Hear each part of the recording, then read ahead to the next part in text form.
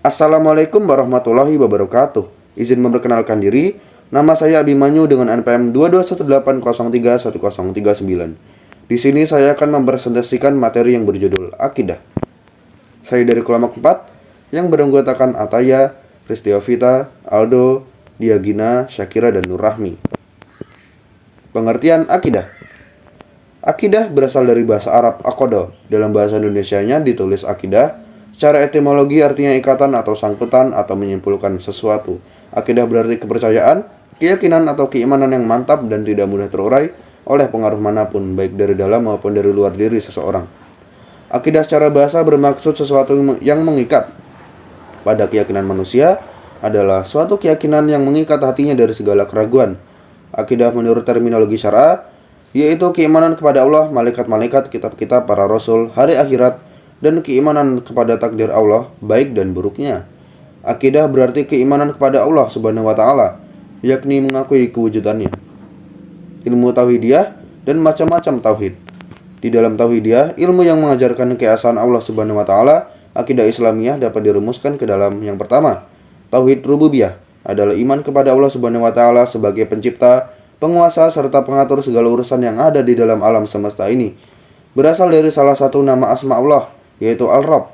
Yang kedua, tauhid mulkiyah berarti mengimani Allah yang kekal sebagai Al-Malik, raja atau penguasa di alam semesta.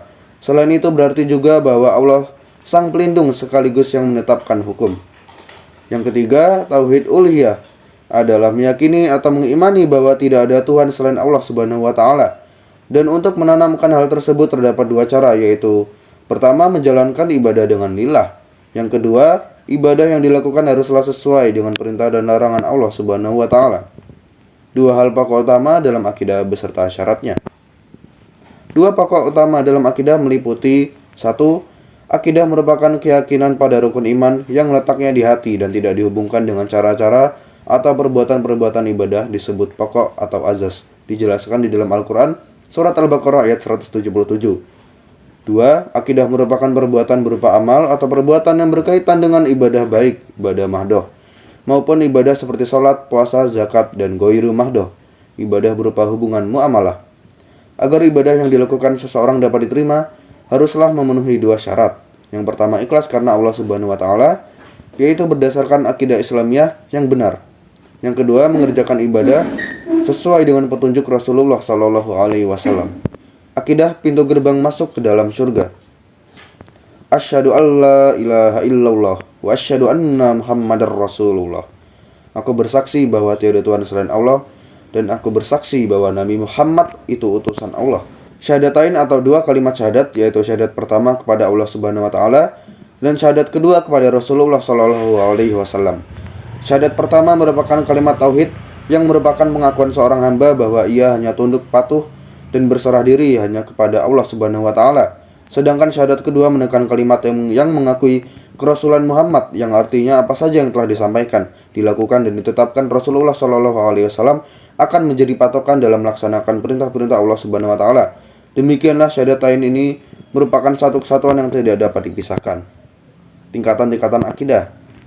Akidah terbagi dalam 4 tingkatan, yaitu 1. Taklid, menerima sesuatu kepercayaan dari orang lain tanpa diketahui alasan-alasannya, dan penerimaan tersebut tanpa dipikirkan lagi.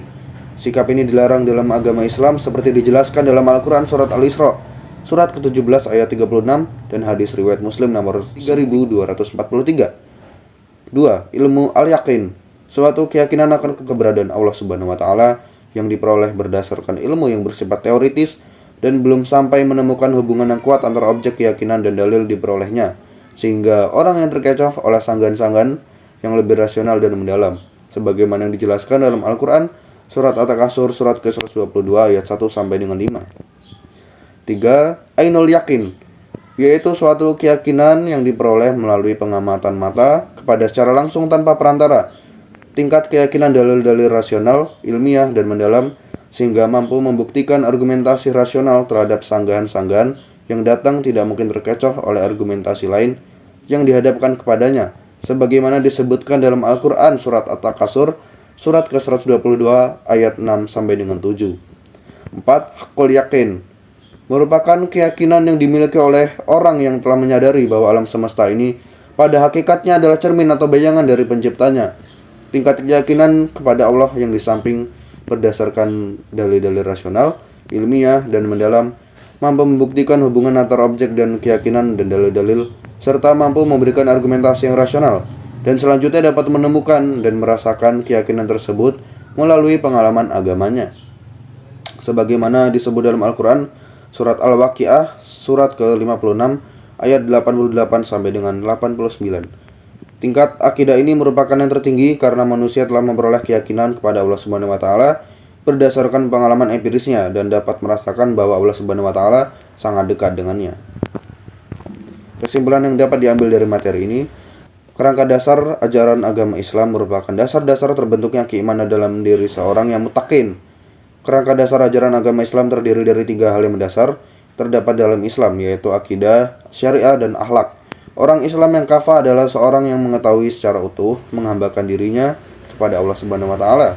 Tentulah ia harus mengetahui, memahami, dan menjalani ketiga kerangka dasar ajaran agama Islam itu secara utuh. Seorang muslim yang mengakui bahwa ia berakidah tetapi ia tidak tahu, bahkan tidak mengerti tentang pokok-pokok syariah, bagaikan kesan tong kosong jaring bunyinya. Artinya, ia mengumumkan dirinya sebagai seorang muslim tetapi ia tidak dapat mengetahui ilmu syariah atau norma-norma hukum Islam sebagai landasan ia berakhlak sebagai seorang muslim yang kafah. Ia mengakui identitasnya sebagai muslim, namun pengakuannya tidak terlihat dalam perilakunya sehari-hari. Dengan demikian, antara akidah, syariah, dan akhlak merupakan kerangka dasar dalam ajaran agama Islam yang tidak dapat dipisahkan dalam penerapannya, sehingga seseorang tersebut sebagai seorang Islam yang kafah dengan predikat muttaqin. Mungkin itu saja yang dapat saya presentasikan. Terima kasih atas perhatiannya. Kurang lebihnya mohon maaf. Saya akhiri. Wassalamualaikum warahmatullahi wabarakatuh.